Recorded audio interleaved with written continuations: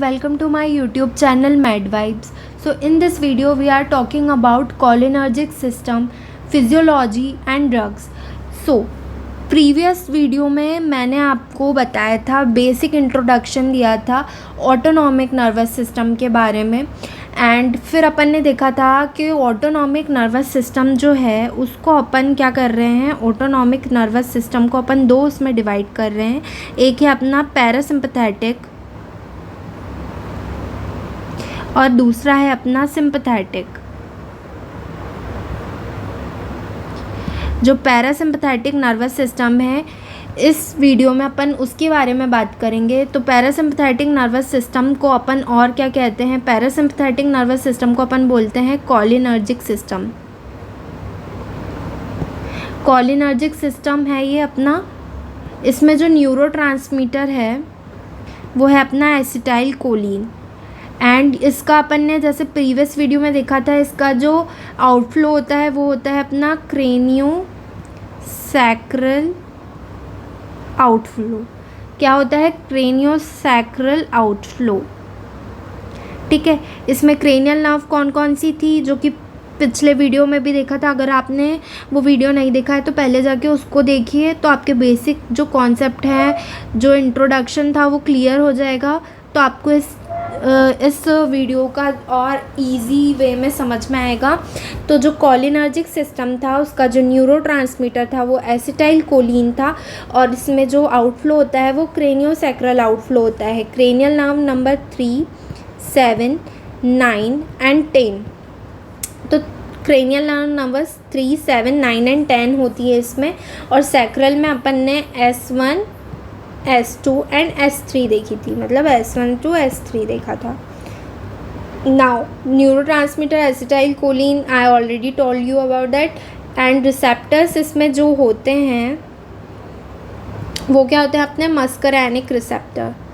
मस्करैनिक receptor M1 से M5 तक। ठीक है, M1, M2, M3, M4 and M5। Mainly exam purpose के लिए M1, M2 and M3 important है, इसलिए अपन M1, M2, M3 के बारे में ही बात करेंगे। सो M1, M2 एंड M3 को अच्छे से समझते हैं। जो M1 रहता है वो कहाँ प्रेजेंट रहता है? GIT। GIT में जो पैराइटल सेल्स रहते हैं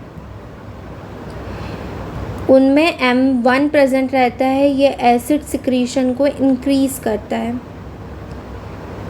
ठीक है, पैराइटल सेल को स्टिमुलेट करके एसिड सिक्रीशन को इंक्रीज़ करता है। ठीक है, एंड एक और कहाँ प्रेजेंट रहता है ये M1 CNS में। CNS को स्टिमुलेट करके ट्रिमर्स को इंक्रीज़ करता है, ट्रिमर्स कराता है। ठीक है, now M2 is an inhibitory type of receptor. क्या है अपना M2? इनहिबिटरी रिसेप्टर है।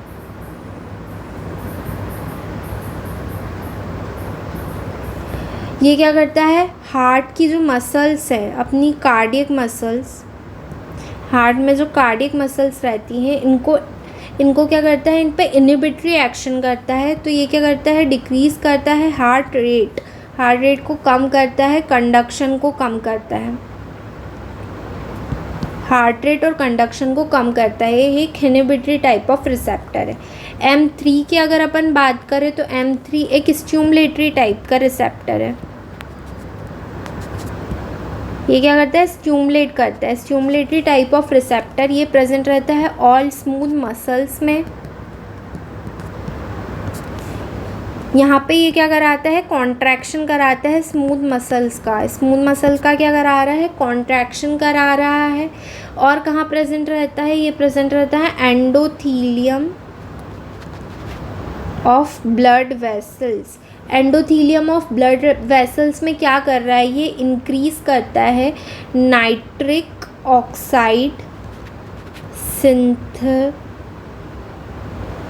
नाइट्रिक ऑक्साइड सिंथेज जो रहता है उसको स्टिमुलेट करता है, इंक्रीज़ करता है नाइट्रिक ऑक्साइड को।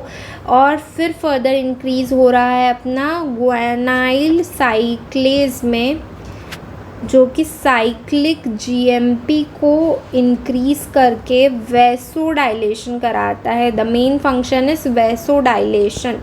तो एंडोथीलियम ऑफ ब्लड वेसल्स में प्रेजेंट रह के ये क्या करा रहा है अपना, ये स्टिमुलेट कर रहा है नाइट्रिक ऑक्साइड सिंथेस को, नाइट्रिक ऑक्साइड का इंक्रीज करा रहा है ये सिक्रीशन, और क्या करा रहा है, वैसो डायलेशन।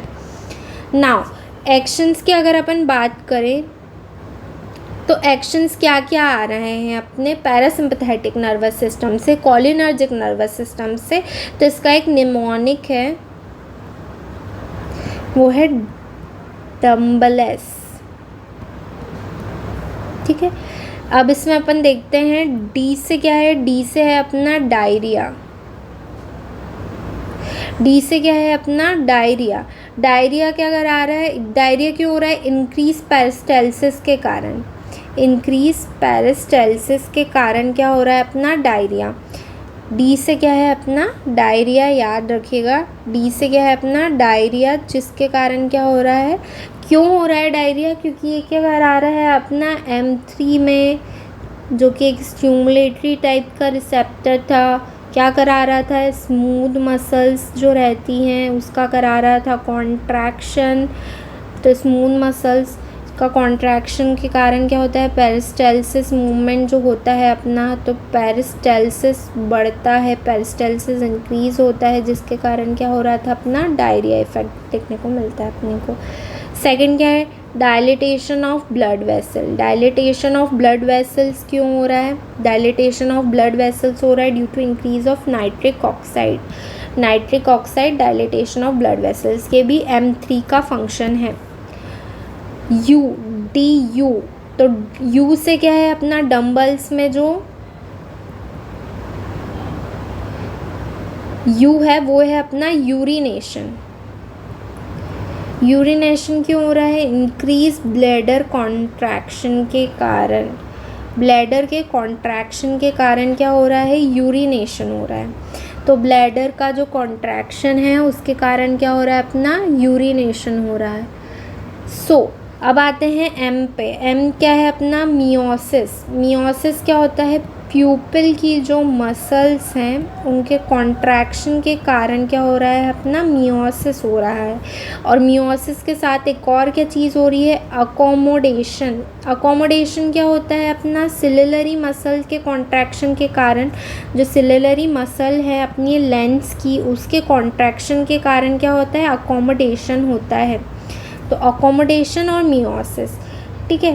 फिर क्या है अपना DUMM हो गया, डी से डायरिया डायलिटेशन, यू से यूरिनेशन, एम से मियोसिस विथ अकोमोडेशन, बी से आ जाता है अपना ब्रोंको कॉन्स्ट्रिक्शन। बी से क्या है अपना ब्रोंको कॉन्स्ट्रिक्शन। ब्रोंको कॉन्स्ट्रिक्शन क्यों हो रहा है अपना, स्मूथ मसल के कॉन्ट्रैक्शन के कारण ब्रोंको कॉन्ट्रैक्शन हो रहा है। ये क्या है, M3 का फंक्शन है, ठीक है।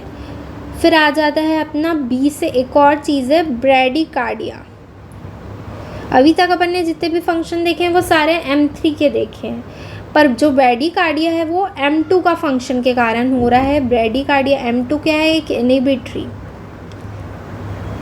रिसेप्टर है, और ये क्या कराता था, ये CNS को CVS को डिप्रेस करता है। हार्ट में जो कार्डियक मसल है उसको, उस पर इनहिबिटरी फंक्शन करके ये क्या कर रहा है, हार्ट रेट को कम कर रहा है, और हार्ट रेट और कंडक्शन को कम कर रहा है। और हार्ट रेट को कम करता है मतलब क्या हो रहा है, ब्रैडीकार्डिया हो रहा है। क्या हो रहा है, ब्रैडीकार्डिया हो रहा है। नाउ ई से क्या आ रहा है अपना इरेक्शन। ये क्यों हो रहा है, पेनाइल वैसो डायलेशन के कारण क्या हो रहा है, इरेक्शन। और पेनाइल वैसो डायलेशन क्यों हो रहा है, इंक्रीज ऑफ नाइट्रिक ऑक्साइड के कारण। नाउ एल से क्या है अपना लैक्राइमेशन। लैक्राइमेशन जो कि अपन ने देखा था कि ये क्या कर रहा है, इंक्रीज कर रहा है सारे सिक्रीशंस को, तो ये क्या करा रहा है, लैक्राइमेशन करा रहा है। एल से क्या करा रहा है, सलाइवेशन करा रहा है। एस से एक और स्वेटिंग करा रहा है, और एस से क्या करा रहा है, सिक्रीशन ऑफ एसिड। जो गैस्ट्रिक एसिड है उसका सिक्रीशन करा रहा है। ये सारे क्या M3 के फंक्शंस हैं एक तो, और ये जो एसिड सिक्रीशन है ये M1 भी करा रहा है, लेकिन M3 ज़्यादा करा रहा है एज़ कम्पेयर टू M1। तो एक बार और रिवाइज कर लेते हैं। एक्शन अगर अपन देखें तो वो है निमोनिक डम्बल्स के कारण। डी से अपना हो रहा है डायरिया, डी से डायरिया। डायरिया क्यों हो रहा है अपना? तो डायरिया हो रहा है अपना M3 जो कि एक स्टिमुलेटरी स्मूथ मसल का कॉन्ट्रैक्शन करा रहा है। M3 जो कि एक स्टिमुलेटरी रिसेप्टर है, स्मूथ मसल का कॉन्ट्रैक्शन करा रहा है, जिसके कारण इंक्रीज हो रही है पेरिस्टालसिस मूवमेंट, तो डायरिया हो रहा है। ठीक है, एक और क्या हो गया अपना डी से, एक और चीज़ है वो है dilatation of blood vessel. Dilatation of blood vessel क्यों हो रहा है? इंक्रीज ऑफ नाइट्रिक ऑक्साइड के कारण। ये भी एक M3 का फंक्शन है, क्योंकि अपन ने क्या देखा था, M3 है वो कहाँ कहाँ प्रेजेंट है? ऑल स्मूथ मसल्स में, जो कि करा रहा है अपना कॉन्ट्रैक्शन, और एक एंडोथीलियम ऑफ ब्लड वेसल जहाँ पे वो क्या करा रहा है, वो स्टिमुलेट कर रहा था नाइट्रिक ऑक्साइड सिंथेस को, जो कि इंक्रीज करा है नाइट्रिक ऑक्साइड को, जिसके कारण क्या हो रहा था, वैसो डायलेशन हो रहा था, dilatation of blood vessel due to M3 receptor का फंक्शन।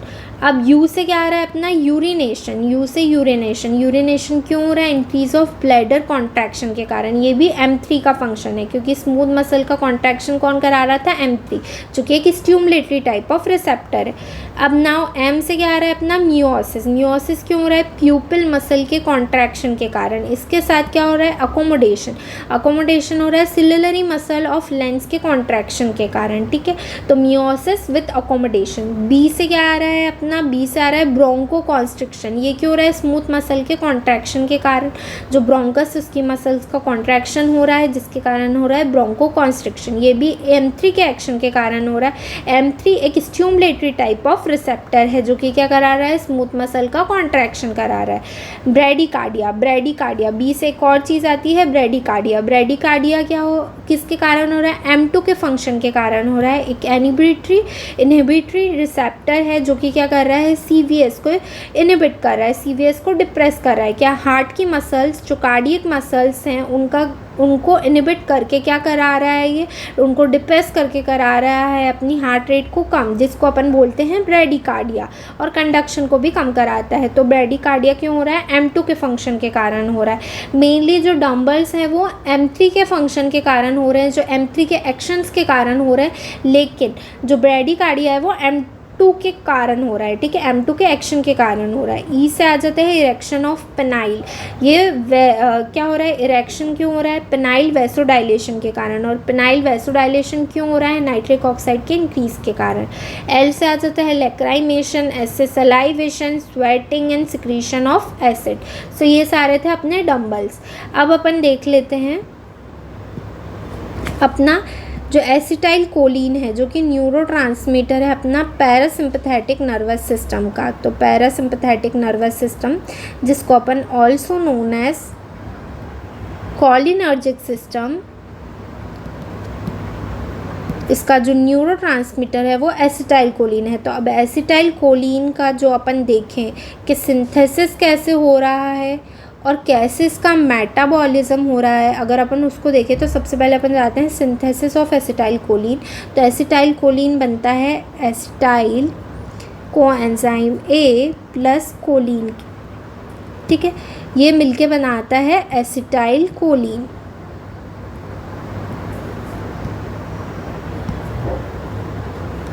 ये क्या बना रहा है मिलके? Acetyl choline. ठीक है, अब ये एसिटाइल कोलिन क्या कर रहा है? वेसिकल में स्टोर होता है। ठीक है, वेसिकल्स में ये क्या हो रहा है? स्टोर हो रहा है। नाउ ये है अपना नर्व एंडिंग साइड। ठीक है, यहाँ पे वेसिकल में एसिटाइल कोलिन है, वो क्या हो रहा है? स्टोर हो रहा है। अब एक होता है अपना कैल्शियम की एंट्री, जो कि क्या कराता है? Help in release of acetyl choline.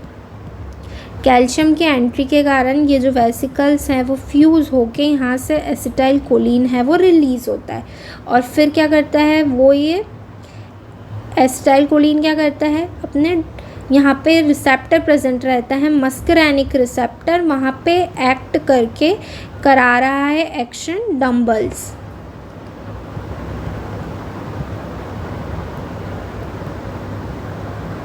ठीक है। अब एक अपना होता है फ्यूजन प्रोटीन, जिसको बोलते हैं SNAP-25 fusion protein. SNAP-25 fusion जो प्रोटीन रहता है वो क्या कराता है, हेल्प कराता है इन रिलीज ऑफ एसिटाइल कोलिन। मतलब दो चीज़ें हैं जो हेल्प करा रही है एसिटाइल कोलिन के रिलीज में, एक तो fusion protein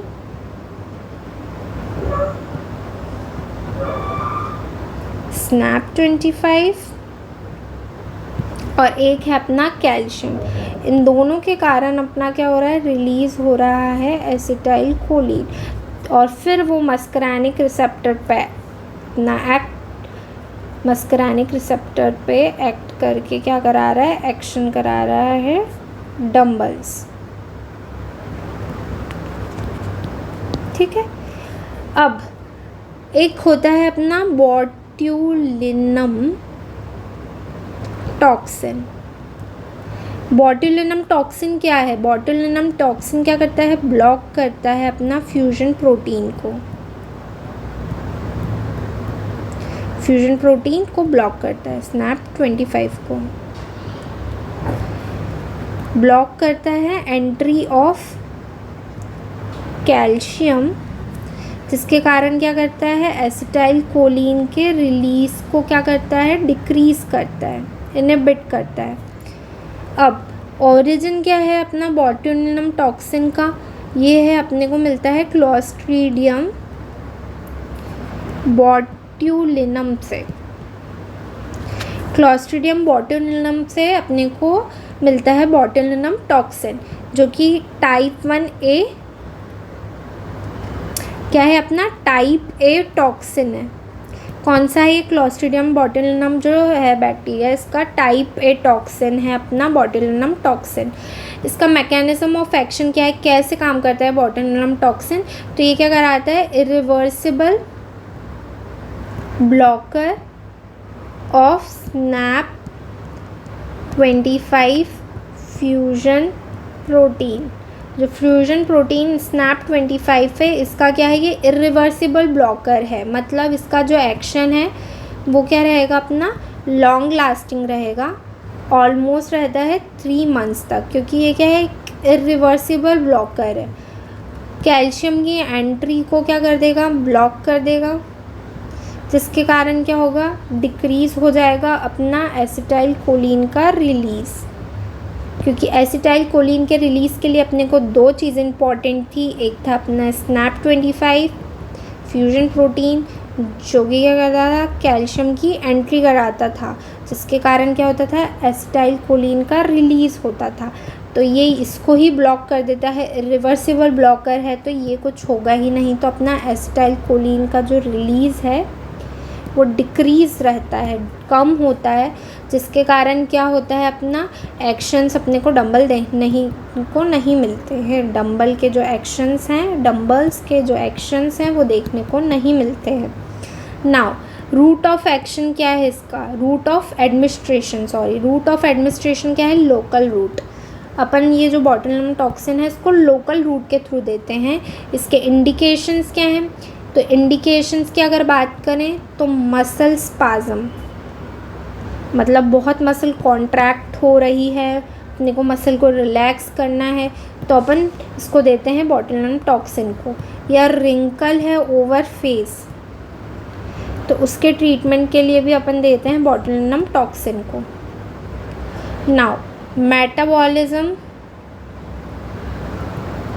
of acetyl choline, metabolism of acetyl choline की बात करें तो एसिटाइल कोलिन जो स्टरेज है enzyme, acetyl choline storage enzyme के पास दो एक्टिव साइट है। एक है अपनी एनायनिक साइट और एक है अपनी स्टेरिक साइट।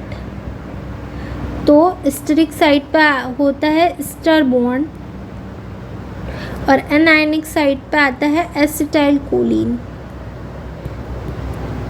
ठीक है, एसिटाइल कोलिन एस्टेरिक बॉन्ड बनाता है इस वाली साइड पे और यहाँ अनायनिक पे आता है एसिटाइल कोए। तो ऐसे इसकी दो एक्टिव साइट है और ऐसे इसका मेटाबॉलिज्म होता है। अगर अपन अभी तक अपन ने क्या पढ़ा उसको देखें तो मैंने आपको ये सब तो बता दिया था, peristalsis movement, dumbbells, urination, miosis with accommodation, bronchoconstriction, bradycardia, erection of penile vasodilation के कारण हो रहा है, lacrimation, salivation, sweating and secretion of acids. तो ये सारे तो एक्शन है डम्बल्स। ठीक है, अब अपन न्यूरोट्रांसमीटर की बात करें तो न्यूरोट्रांसमीटर क्या है अपना? न्यूरोट्रांसमीटर है एसिटाइल कोलिन। न्यूरोट्रांसमीटर कौन है? एसिटाइल कोलिन न्यूरोट्रांसमीटर है पैरासिम्पैथेटिक नर्वस सिस्टम में, इसलिए इसको कोलिनर्जिक सिस्टम भी बोलते हैं एसिटाइल कोलिन, क्योंकि इसमें न्यूरोट्रांसमीटर है। एसिटाइल कोलिन का सिंथेसिस एंड मेटाबॉलिज्म की बात करें तो एसिटाइल कोए प्लस कोलिन से मिलके बनता है एसिटाइल कोलिन। एसिटाइल कोलिन है वो वेसिकल में स्टोर होता है। एसिटाइल कोलिन वेसिकल में स्टोर होगा, फिर वेसिकल्स कैल्शियम की एंट्री पे help in the release of acetyl choline क्या करेंगे? वेसिकल फ्यूज़ होंगे, एसिटाइल कोलिन रिलीज़ होगा, वो कहाँ पे? रिसेप्टर पे जो है बाइंड करेगा और फिर एक्शन होंगे डम्बल्स। ठीक है, फ्यूजन प्रोटीन एक और चीज़ होती है SNAP-25 फ्यूजन प्रोटीन, ये करता है help in the release of acetyl choline. तो फ्यूजन प्रोटीन और कैल्शियम दोनों मिलके help in the release of acetyl choline, ताकि वो मस्करैनिक रिसेप्टर पे एक्ट कर सके और फिर एक्शन हो सके डम्बल्स। अब बॉटुलिनम टॉक्सिन एक टॉक्सिन है जो कि क्या करता है? ब्लॉक करता है फ्यूजन प्रोटीन SNAP-25 को, जिसके कारण ब्लॉक होता है entry of calcium and in further action जो अपना क्या होता है एसिटाइल कोलिन का रिलीज़ है वो कम हो जाता है, डिक्रीज़ हो जाता है। ओरिजिन क्या है बॉटुलिनम टॉक्सिन का? Clostridium botulinum. क्लोस्ट्रीडियम बॉटुलिनम है, इसका क्या है? टाइप ए टॉक्सिन अपन क्या कर रहे हैं? बॉटुलिनम टॉक्सिन की तरह यूज़ कर रहे हैं। फिर उसके बाद मैकेनिज्म ऑफ एक्शन क्या है? ये एक इरिवर्सिबल ब्लॉकर है SNAP-25 फ्यूजन प्रोटीन का। बॉटुलिनम टॉक्सिन क्या है? इरिवर्सिबल ब्लॉकर है SNAP-25 फ्यूजन प्रोटीन का, जिसके कारण क्या हो रहा है? एक्शन हो रहा है अपना लॉन्ग लास्टिंग, क्योंकि एक इरिवर्सिबल ब्लॉकर है तो 3 मंथ्स तक इसका एक्शन रहता है।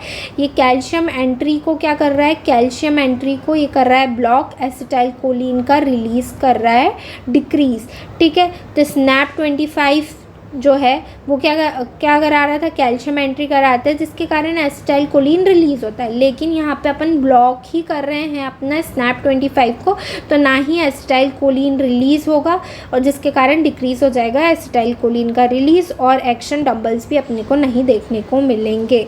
इसका जो रूट ऑफ एडमिनिस्ट्रेशन है वो है लोकल रूट, और इसके इंडिकेशंस की बात करें तो मसल स्पाज़म में ये इंडिकेटेड रहता है, क्योंकि मसल अगर कॉन्टैक्ट कर रही है बहुत ज़्यादा, उसका स्पाज़म हो रहा है, तो अपन उसको रिलैक्स करने के लिए अपन क्या करते हैं? इनिबिट करने के लिए M3 रिसेप्टर का एक्शन अपन एसिटाइल कोलिन को रिलीज़ ही नहीं होने देते हैं, जिसके कारण अपना मसल स्पाज़म है वो अपन रोक सकते, ट्रीट कर सकते हैं। तो और एक और क्या इंडिकेशन है? Wrinkle over faces. Wrinkle over faces में भी अपन इसको यूज़ करते हैं। अब मेटाबॉलिज्म ऑफ एसिटाइल कोलिन की अगर बात करें तो एसिटाइल कोलिन जो है वो अपना मेटाबोलाइज होता है एसिटाइल कोलिन एस्टरेज एंजाइम के थ्रू। इसकी 2 एक्टिव साइड्स होती हैं, एक होती है अपनी आयनिक साइड और एक होती है एस्टरिक साइड। ठीक है, तो एसिटाइल कोलिन की 2 एक्टिव साइड्स होती हैं, जो अपना एस्टरेज एंजाइम है उसकी 2 एक्टिव साइड होती हैं, एनायनिक साइड और आयनिक साइड। ठीक है, सॉरी, एनायनिक साइड और एस्टरिक साइड, एनायनिक साइड और एस्टरिक साइड। ठीक है, अब आ जाते हैं अपन ड्रग्स पे। तो ड्रग्स क्या क्या अपन हैं जो एक्ट करती है अपने पैरासिम्पैथेटिक नर्वस सिस्टम पे?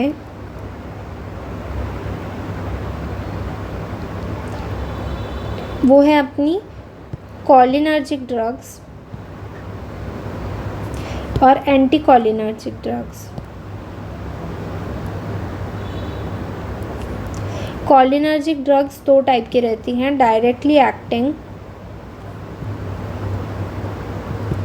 और इनडायरेक्टली एक्टिंग।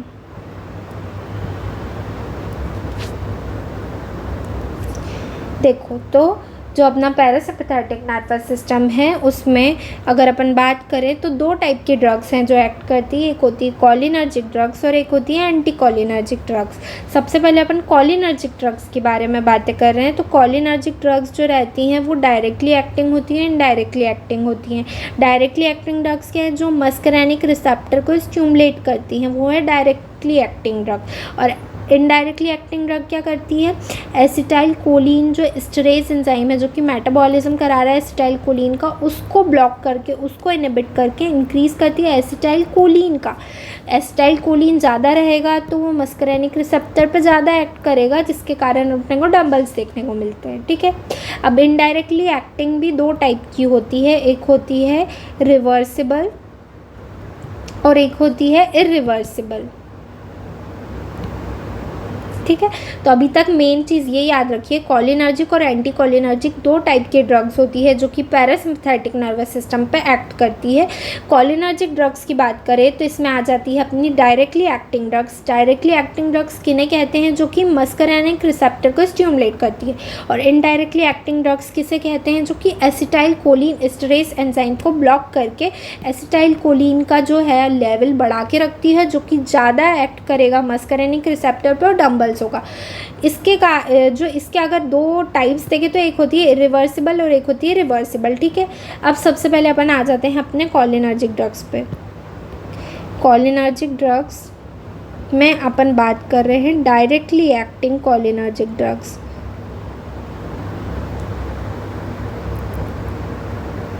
जो कि क्या कर रही है, स्टिमुलेट कर रही है मस्करैनिक रिसेप्टर को, मस्करैनिक रिसेप्टर को जो स्टिमुलेट कर रही है। ठीक है, इसमें पहली ड्रग आती है बिथैनेकॉल। बिथैनेकॉल ठीक है, ये क्या होता है, बी से बी याद रखिए, ये ब्लैडर को स्टिमुलेट करती है। तो ब्लैडर मसल को ये स्टिमुलेट करती है और कराती है कॉन्ट्रैक्शन, जिसके कारण क्या होता है, इंक्रीज होता है यूरिनेशन। ठीक है, तो ये ब्लैडर मसल को स्टिमुलेट करके कॉन्ट्रैक्शन कराती है, जिसके कारण यूरिनेशन होता है। तो ये अपना ट्रीटमेंट किसके लिए है, ये ड्रग देते हैं अपन किस ट्रीटमेंट के लिए देते हैं, ये अपन देते हैं हाइपोटोनिक ब्लैडर या एटोनिक जो ब्लैडर रहता है, अनफंक्शनल ब्लैडर, उसके लिए अपन देते हैं इसको। ठीक है, हाइपोटोनिक और एटोनिक ब्लैडर के लिए अपन इसको दे रहे हैं। अब अपन दूसरी चीज़ जो दूसरी ड्रग है उसकी बारे में बात करें तो वो है pilocarpine. The first cholinergic directly acting drug में है बिथैनेकॉल, जो कि क्या कराती है, स्टिमुलेट करती है ब्लैडर मसल को, कॉन्ट्रैक्शन कराती है, यूरिनेशन को इंक्रीज़ कराती है।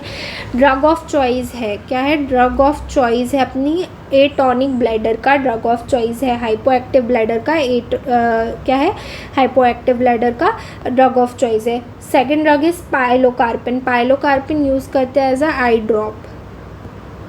आई ड्रॉप की तरह अपन पाइलोकार्पिन को यूज़ करते हैं। ये क्या कराता है,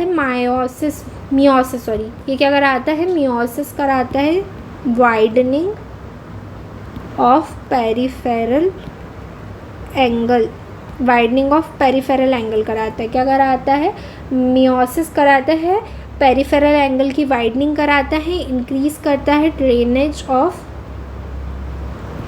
इंक्रीज क्या करता है, ड्रेनेज ऑफ एक्वस ह्यूमर। जो आई में एक्वस ह्यूमर होता है इसका क्या कराता है, इंक्रीज़ कराता है ड्रेनेज, जिसके कारण क्या होता है, ड्रेनेज करा रहा है, मतलब एक्वस ह्यूमर का जो है आउटफ्लो बढ़ा रहा है, जिसके कारण क्या होता है, डिक्रीज़ होता है इंट्राऑक्यूलर प्रेशर। तो ये ट्रीटमेंट में अपन देते हैं एंगल क्लोजर ग्लोकोमा के ट्रीटमेंट में अपन पाइलोकार्पिन को देते हैं, किसमें, एंगल क्लोजर ग्लोकोमा। ठीक है, क्यों, क्योंकि ये क्या करा रहा है, ये तो वाइडनिंग करा रहा है पेरिफेरल एंगल की, डिक्रीज़ करा रहा है इंट्राऑक्यूलर प्रेशर। क्योंकि क्यों डिक्रीज़ करा रहा है, क्योंकि ये क्या करा रहा है, इंक्रीज़ कर रहा है ड्रेनेज को इंक्रीज़ कर रहा है जिस एक्वस ह्यूमर के, जिसके कारण हो रहा है अपना इंट्राऑक्यूलर प्रेशर कम। नाउ अगर अपन अब ये दो ही ड्रग्स इंपॉर्टेंट है, एक और ड्रग है अपनी, वो है अपनी सेविमाइलिन। ये भी सेम काम करा रही है पाइलोकार्पिन की तरह। कोलिनर्जिक ड्रग है सच एज पाइलोकार्पिन एंड सेविमाइलिन। ये दोनों अपन एक और जगह यूज़ करते हैं, ड्राई माउथ हो, ड्राई आइज़ हो, क्योंकि ये क्या है, कोलिनर्जिक ड्रग है तो ये सिक्रीशन इंक्रीज़ कर रही है, लैक्राइमेशन इंक्रीज़ कर रही है, तो इसीलिए अपन इनको काय में यूज़ करते हैं, ड्राई माउथ, ड्राई आइज़, उनमें कोलिनर्जिक ड्रग यूज़ कर रहे हैं पाइलोकार्पिन, सेविमाइलिन। ठीक है।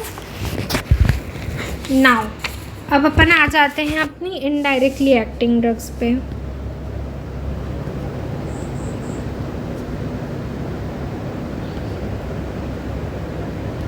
इनडायरेक्टली एक्टिंग ड्रग्स पर अगर अपन आए तो इनडायरेक्टली एक्टिंग ड्रग्स क्या है, एसिटाइल कोलिन एस्टरेज एंजाइम पे एक्ट करती है, उसको ब्लॉक करती है, जिसके कारण इंक्रीज रहता है लेवल ऑफ एसिटाइल कोलिन, ज़्यादा मस्करानिक रिसेप्टर पे एक्ट करता है और डंबल्स आते हैं। डंबल्स अपने एक्शन है। ठीक है। नाउ ये दो टाइप की होती हैं अपनी, रिवर्सिबल एंड इरिवर्सिबल, जैसा कि मैंने बताया था पहले, रिवर्सिबल और इरिवर्सिबल। ठीक है। अब रिवर्सिबल क्या है, इलेक्ट्रोस्टैटिक बॉन्ड बनाती है, और इरिवर्सिबल क्या है अपनी, कोवलेंट बॉन्ड बनाती है। Now firstly upon talking about reversible, इसमें आ जाती है अपनी टर्शरी और क्वाटर्नरी, टर्शनरी और क्वाटर्नरी स्ट्रक्चर वाली ड्रग्स।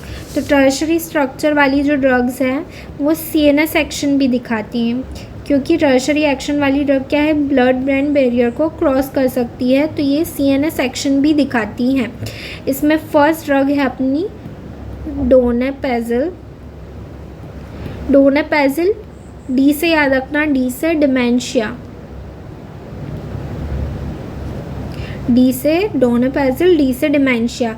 तो ये क्या करा रही है, इंक्रीज करा रही है एसिटाइल कोलिन के लेवल इन CNS, इम्प्रूव कर रही है मेमोरी, और ड्रग ऑफ चॉइस है अल्जाइमर डिसीज़ में। अल्जाइमर डिसीज़ में क्या है, ड्रग ऑफ चॉइस। तो डोनेपेजिल क्या है, डोनेपेजिल अपनी टर्शरी CNS सेक्शन वाली इनडायरेक्टली रिवर्सिबल कोलिनर्जिक ड्रग है, जो कि ड्रग ऑफ चॉइस है अल्जाइमर डिसीज़ में। ठीक है। अल्जाइमर क्यों होता है, अल्जाइमर होता है एसिटाइल कोलिन की डिफिशिएंसी के कारण। तो ये क्या करा रही है, एसिटाइल कोलिन के लेवल को इंक्रीज ही रख रही है, मेमोरी को इम्प्रूव कर रही है। ठीक है। Now second drug is rivastigmine. Rivastigmine जो है वो भी अपन देते हैं for the treatment of Alzheimer. इसको अपन स्किन पैच की तरह देते हैं। ठीक है। It can be given as skin patch. Now the third drug is physostigmine. अब इसको मैंने कैसे याद किया है, ये SOS मतलब किसी इमरजेंसी कंडीशन में, तो जब ड्रग टॉक्सिसिटी होती है एंटीकोलिनर्जिक ड्रग की, एंटीकोलिनर्जिक ड्रग्स की जब ड्रग टॉक्सिसिटी होती है तो वो एक इमरजेंसी कंडीशन है, तो उसमें अपन देते हैं फाइजोस्टिगमिन। तो drug of choice for anticholinergic drug toxicity, anticholinergic drugs क्या है, एट्रोपिन। तो एट्रोपिन की ड्रग टॉक्सिसिटी में, या धतूरा, धतूरा जो होता है उस धतूरा पॉइजनिंग, बेलेडोना पॉइजनिंग, इन सब में बेलेडोना पॉइजनिंग, इन सब में अपन क्या दे रहे हैं, इन सब में अपन दे रहे हैं फाइजोस्टिगमिन। ठीक है। फाइजोस्टिगमिन ड्रग दे रहे हैं अपन। ठीक है।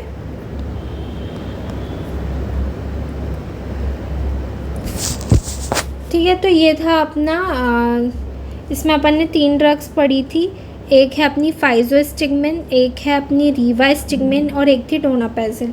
डोनापेजिल अपन दे रहे हैं अल्जाइमर डिसीज़ के लिए, रिवास्टिगमिन भी अल्जाइमर डिसीज़ के लिए, लेकिन डोनापेजिल क्या है, ड्रग ऑफ चॉइस है अल्जाइमर डिसीज़ की, और फाइजोस्टिगमिन अपन दे रहे हैं drug of choice for anticholinergic drug toxicity. Now अगर अपन अब बात करें अपने क्वाटरनरी स्ट्रक्चर की, क्वाटरनरी स्ट्रक्चर में नो CNS सेक्शन, क्योंकि ये ब्लड ब्रेन बैरियर को क्रॉस नहीं कर पाती हैं, क्वाटरनरी स्ट्रक्चर की ड्रग है। इसमें जो एसिटाइल कोलिन है इंक्रीज रहता है, ये दोनों पे एक्ट करता है, एक तो मस्करैनिक रिसेप्टर पे भी एक्ट करता है और एक एनएम न्यूरोमस्कुलर रिसेप्टर पे भी एक्ट करता है, जो कि मैंने आपको प्रीवियस वीडियो में बताया था कि जो अपना सोमैटिक नर्वस सिस्टम है उसमें न्यूरोमस्कुलर रिसेप्टर रहता है, वो उसका भी न्यूरोट्रांसमीटर एसिटाइल कोलिन ही रहता है। तो ये एसिटाइल कोलिन लेवल इतने इंक्रीज हो जाते हैं कि ये पेरिफेरल एक्शन भी करते हैं। तो स्मूथ मसल, जो मस्करैनिक रिसेप्टर की जो स्मूथ मसल है, मस्करैनिक रिसेप्टर को स्टिमुलेट करके स्मूथ मसल एक्शन तो दिखाता ही है, साथ में एनएम रिसेप्टर को करके स्केलेटल मसल के भी एक्शन दिखाता है। तो मसल कॉन्ट्रैक्शन कराता है, स्केलेटल मसल कॉन्ट्रैक्शन भी कराता है, स्मूथ मसल कॉन्ट्रैक्शन भी कराता है। तो ये ट्रीटमेंट में अपन देते हैं मसल वीकनेस के ट्रीटमेंट में, मसल वीकनेस में अपन इसको देते हैं, ठीक है, क्वाटरनरी स्ट्रक्चर को। इसमें कौन कौन सी ड्रग्स आती हैं? पायरिडोस्टिगमिन। अब इसमें दोस्ती वर्ड आता है, तो दोस्ती के लिए हाथ आगे बढ़ाते हैं तो मसल्स लगती हैं, हैंड मूवमेंट होता है, तो दोस्ती से याद रखना। तो myasthenia gravis, drug of choice for myasthenia gravis है ये, मसल वीकनेस।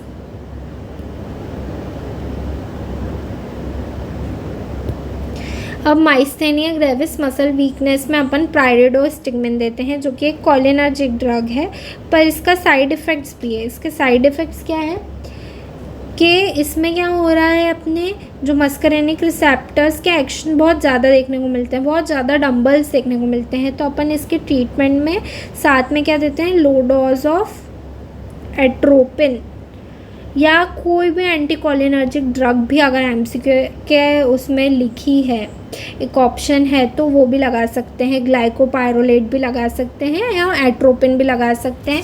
तो along with pyridostigmine we give a low dose of atropine to avoid the ANS, जो अपने ANS के साइड इफ़ेक्ट हैं, जो अपने डंबल्स हैं उसके साइड इफ़ेक्ट्स को रोकने के लिए अपने को लो डोज ऑफ एट्रोपिन देना पड़ता है। Now the second drug is neostigmine. Pyridostigmine के बाद न्यूस्टिगमिन आती है, ये फास्ट ऑनसेट ड्रग है, इसका एक्शन बहुत फास्ट है, इसका ऑनसेट बहुत फास्ट है, ये ड्रग ऑफ चॉइस है for cobra bite, drug of choice for cobra bite. Now एक और MCQ है जो बहुत इम्पॉर्टेंट है, वो है एड्रोफोनियम। एड्रोफोनियम जो कि एक शॉर्ट एक्टिंग ड्रग है, ये अपन देते हैं for the diagnosis of myasthenia gravis. इसके टेस्ट का नाम है टेंसिलन टेस्ट, जो कि अब आउटडेटेड है, लेकिन ये MCQ में बहुत पूछा जाता है। Edrophonium short acting cholinergic drug है, इरिवर्सिबल क्वाटरनरी टाइप की कोलिनर्जिक ड्रग है, जो कि अपन diagnosis of myasthenia gravis Tensilon test में यूज़ करते हैं, ठीक है। अब आ जाते हैं अपन irreversible inhibitor of acetyl choline esterase enzyme के इरिवर्सिबल इनहिबिटर पे। अभी तक अपन ने क्या पढ़ा था? अभी तक अपन ने पढ़ा था अपना रिवर्सिबल में टर्शरी एंड क्वाटिनरी, लेकिन अब अपन आ रहे हैं irreversible inhibitor of acetyl choline जो है वो कोवलेंट बॉन्ड बनाता है अपना एसिटाइल कोलिन एस्टरेज के साथ। इसमें इनको अपन पॉइजन्स भी बोलते हैं, क्या बोलते हैं इनको? पॉइजन्स भी बोलते हैं, क्योंकि रिवर्सिबल बॉन्ड बनाता है, एजिंग कराता है। एजिंग मतलब रिवर्सिबल ब्लॉक करता है, इरिवर्सिबल ब्लॉक करता है अपना एसिटाइलकोलिन एस्टरेज को। इसमें 2 ड्रग आती हैं, एक आती है अपनी ऑर्गेनोफॉस्फेट और एक आती है कार्बामाइड्स। ऑर्गेनोफॉस्फेट एंड कार्बामाइड आपने बहुत सुना होगा। ऑर्गेनोफॉस्फेट पॉइजनिंग हो गई है तो क्या होता है, इसमें इंक्रीज एसिटाइलकोलिन का रहता है लेवल, जिसके कारण मस्करेनिक रिसेप्टर पे एक्ट करते हैं, जिसके कारण क्या हो रहा है, अपना साइड इफ़ेक्ट्स डम्बल्स देखने को मिलते हैं। तो एंटीडोट क्या है इसकी पॉइजनिंग का? Antidote of choice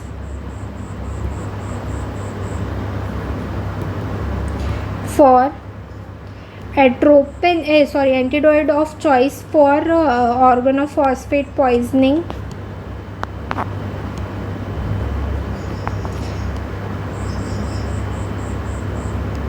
atropine. तो एट्रोपिन क्या है? Antidote of choice for organophosphate poisoning use for the management of organophosphate poisoning atropine. ठीक है, ये एमसीक्यू भी बहुत बार पूछा जाता है।